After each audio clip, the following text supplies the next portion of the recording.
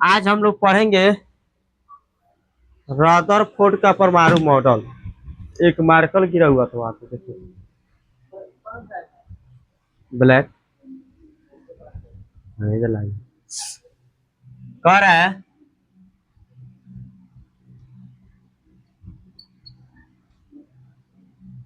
Rutherford का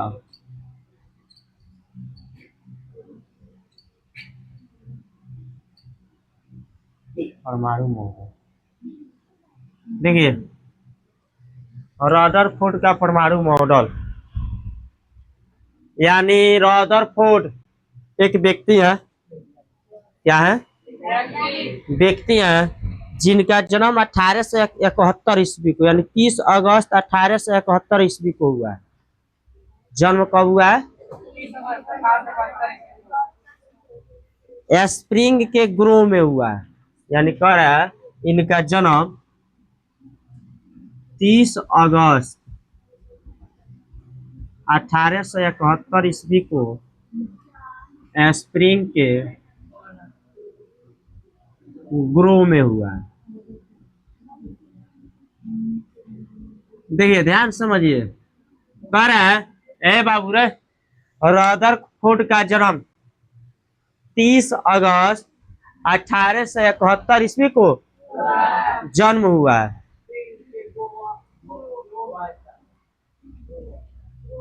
और इनका मृत्यु 1937 ईस्वी को हो गया। मृत्यु कब हुआ? मृत्यु हुआ 1937 ईस्वी में मृत्यु हो गया। क्या कह रहे हो? आया है रंजन? चल को सामने।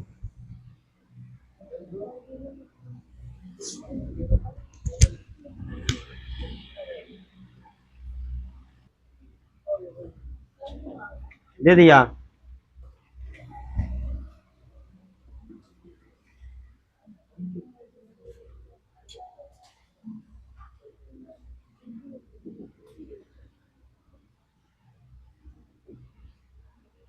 लिखिए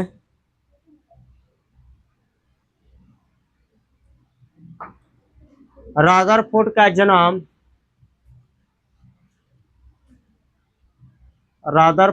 जन्म 30 अगस्त 1871 ईस्वी को हुआ।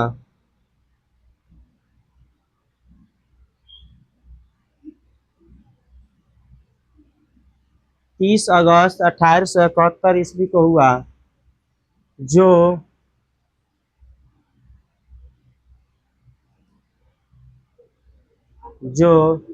स्प्रिंग के ग्रोव में हुआ था।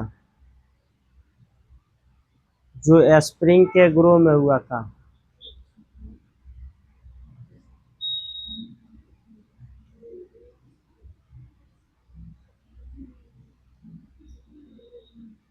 रदरफोर्ड का निधन 1900, अगला तीर लगा के, रदरफोर्ड का निधन 1937 ईस्वी को हुआ। रदरफोर्ड का निधन 1937 ईस्वी को हुआ।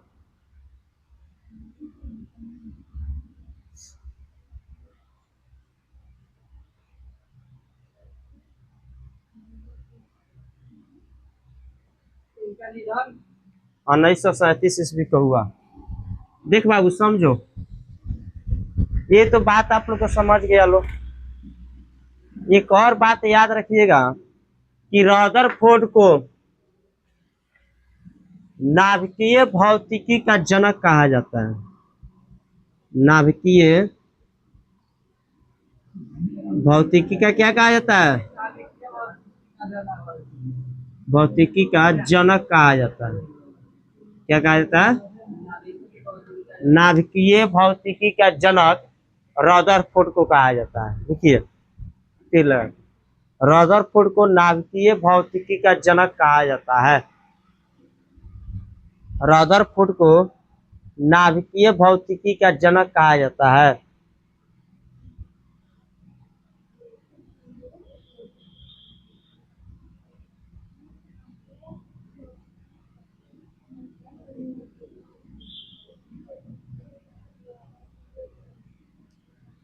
अगला तीर लिखिएगा, रेडियो धर्मिता पर रेडियो धर्मिता, देख लो कैसे लिखा था।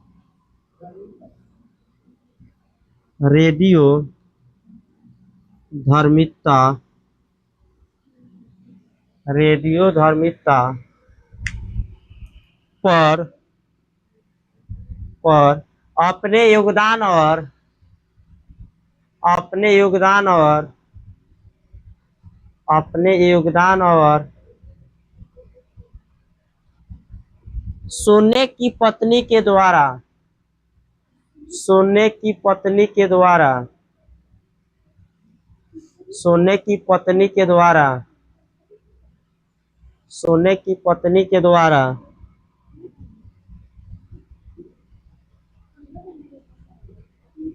सोने की पत्नी के द्वारा परमाणु के नाभिक की खोज के लिए, परमाणु के नाभिक की खोज के लिए, परमाणु के नाभिक की खोज के लिए, परमाणु के नाभिक की खोज के लिए, परमाणु के नाभिक की खोज के लिए, खोज के लिए वे बहुत प्रसिद्ध हुए, वे बहुत प्रसिद्ध हुए, वे बहुत प्रसिद्ध हुए। आप समझिए, जब इतना चीज इन्होंने कर लिया ना, जब ये काम कर लिए तो इन्होंने रदरफोर्ड को 1908 ईस्वी में, रदरफोर्ड को 1900 नोबेल पुरस्कार मिला। कौन पुरस्कार मिला? नोबेल पुरस्कार। अगर आपसे पूछ दिया जाए बताओ रदरफोर्ड को नोबेल पुरस्कार कब मिला था तो क्या बताओगे? लिख लीजिए, रदरफोर्ड को 1908 ईस्वी में नोबेल पुरस्कार मिला।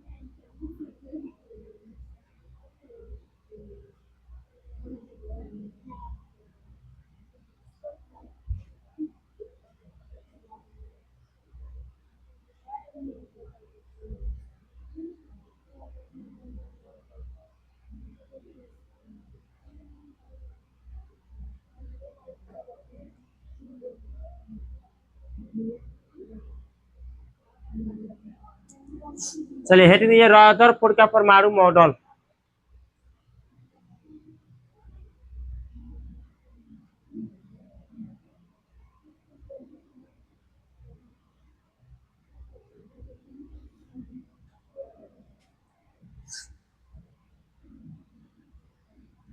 सही बताइए, परमाणु के नाभिक का खोज किसने किया था? परमाणु के नाभिक का खोज, क्या चीज का खोज? नाभिक का खोज किसने किया? रदरफोर्ड ने किया। परमाणु के नाभिक का खोज देखिएगा, रदरफोर्ड का परमाणु मॉडल देखिए। परमाणु के नाभिक का खोज करने के बाद, परमाणु के नाभिक का खोज करने के बाद, परमाणु के नाभिक का खोज करने के बाद, परमाणु के नाभिक का खोज करने के बाद रदरफोर्ड ने रदरफोर्ड ने रदरफोर्ड ने रदरफोर्ड ने यह पता लगाया कि यह पता लगाया कि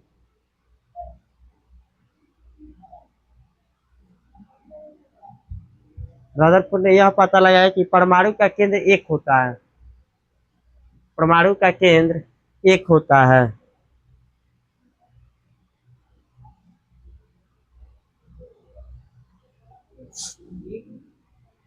परमाणु का केंद्र एक होता है। फिर तीर लगा लिखिएगा। रदरफोर्ड ने एक परमाणु मॉडल प्रस्तुत किया। रदरफोर्ड ने एक परमाणु मॉडल प्रस्तुत किया। रदरफोर्ड ने एक परमाणु मॉडल प्रस्तुत किया। रदरफोर्ड ने एक परमाणु मॉडल प्रस्तुत किया।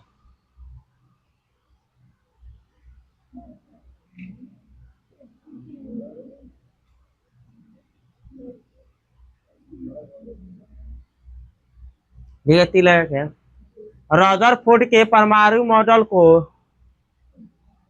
रदरफोर्ड के परमाणु मॉडल को रदरफोर्ड के परमाणु मॉडल को रदरफोर्ड के परमाणु मॉडल को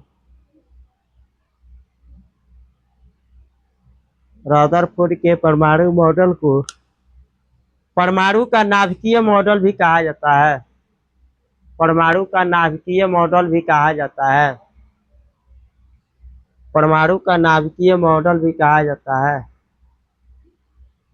परमाणु का नाभिकीय मॉडल भी कहा जाता है।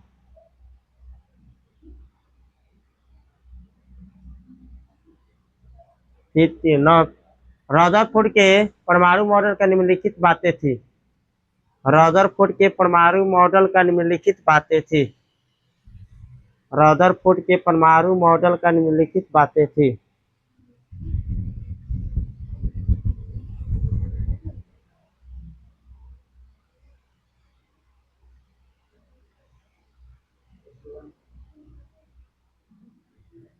अच्छा बताइए, रदरफोर्ड मैंने जैसे परमाणु मॉडल का खोज किया ना, आए हो, तो परमाणु मॉडल के बारे में बताया, तो इसको और चीज क्या कहा जा सकता है? परमाणु नाभिकीय मॉडल भी कहा जा सकता है। क्या कहा जाता है? परमाणु नाभिकीय मॉडल भी कहा जा सकता है। लेकिन एक और बात याद रखिएगा, जो परमाणु के अंदर कितने केंद्र होते हैं? परमाणु के अंदर कितने केंद्र होते हैं? एक होते हैं। परमाणु के अंदर केंद्र कितने होते हैं? एक। यह बात किसने बताया? रदरफोर्ड। किसने बताया? रदरफोर्ड।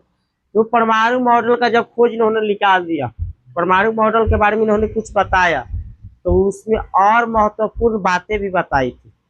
कौन? जैसे पहला लिखिएगा, परमाणु का अधिकांश भाग रिक्त होता है। जैसे परमाणु का जो होगा अधिकांश भाग कैसा होगा? परमाणु का अधिकांश भाग रिक्त होगा, यानी खाली होगा। याद रहेगा ना? अधिकांश भाग कैसा होगा? रिक्त होगा। परमाणु का अधिकांश भाग रिक्त होता है, यानी खाली होता है। पहली का बात इन्होंने बताया। परमाणु के मध्य में एक नाभिक होता है। दूसरा तीर लगा के लिखिए, दो नंबर में लिखिए। परमाणु के मध्य एक नाभिक होता है। परमाणु के मध्य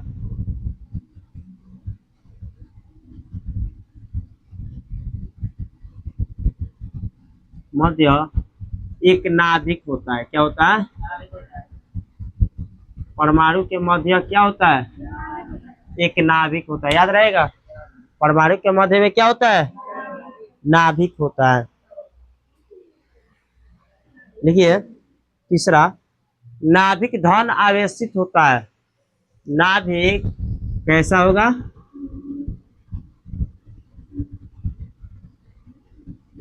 धन आवेशित होता है। नाभिक धन आवेशित होता है। नाभिक धन आवेशित होता है।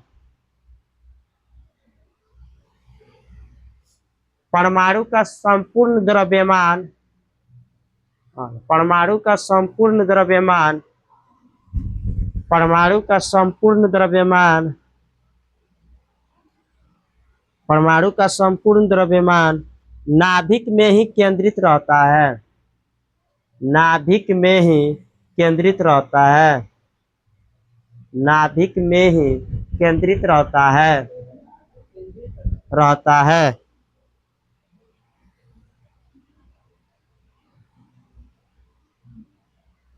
ठीक है। अगला, परमाणु के नाभिक का आयतन, परमाणु के नाभिक का आयतन, परमाणु के नाभिक का आयतन, परमाणु के नाभिक का आयतन, परमाणु के नाभिक का आयतन परमाणु के आयतन में काफी कम होता है, परमाणु के आयतन में काफी कम होता है। यानी कहने का मतलब वो नाभिक का आयतन और परमाणु का आयतन में कैसा मतलब होता है जी? कम होता है। नाभिक का आयतन और परमाणु का आयतन में काफी कम होता है। परमाणु का आयतन काफी कम ही होती है। हो गया।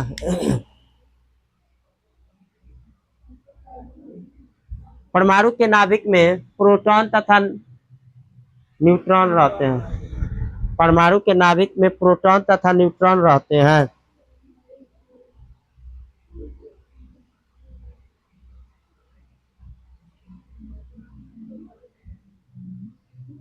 परमाणु के नाभिक में प्रोटॉन तथा न्यूट्रॉन रहते हैं।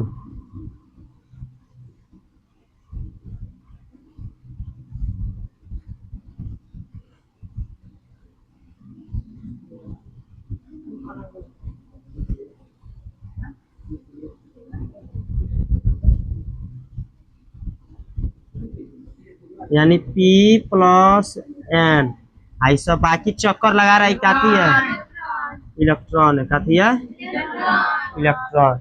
और परमाणु के नाभिक में कौन सी है? कौन दिक्कत? चलिए इसको चित्र उतार लीजिए।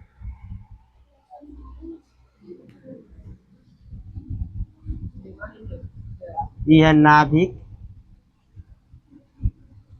भाई सब है कक्ष।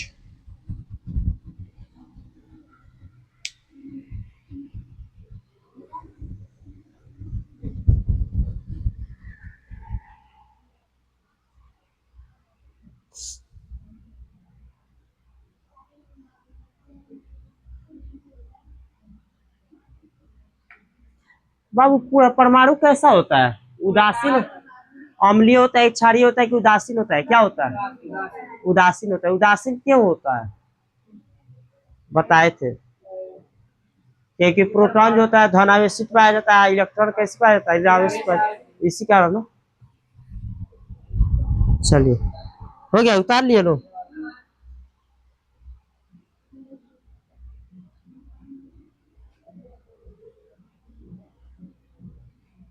चल लिखिएगा 3 लगा के। अगला, नाभिक के चारों ओर इलेक्ट्रॉन,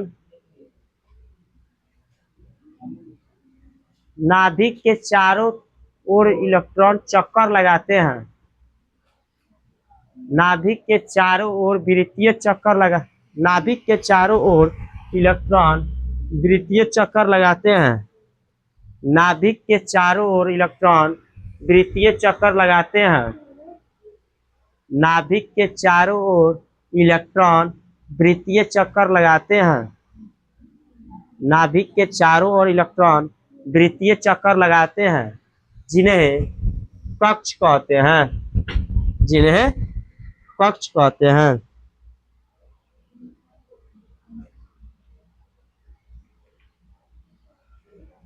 आइए अब तो ये तो हो गया, समझ लिए लो, कोई दिक्कत समझ में आया? समझिए, एक रदरफोर्ड नामक व्यक्ति है, रदरफोर्ड का रदरफोर्ड के एक काका है, इनका जन्म जो हुआ है 30 अगस्त 1871 ईस्वी को हुआ। जन्म कब हुआ है? 30 अगस्त 1871 ईस्वी को। ये वैसा व्यक्ति है, देखा बेचारू तो पढ़ने में ठीक होंगे। जब इन्होंने परमाणु का खोज, मैंने परमाणु के मॉडल यानी परमाणु की संरचना के बारे में बात की, तो बहुत अच्छा बात बताया ये। जैसे में जन्म हुआ 30 अगस्त 1871 ईस्वी को, जन्म कब हुआ? निधन हो गया 1937 ईस्वी को। 1871 से लेकर 1937 में के बीच में इन्होंने बहुत ज्यादा काम किया। मैंने साइंस के थ्रू में जाइए, बहुत अच्छा बात इन्होंने बताया।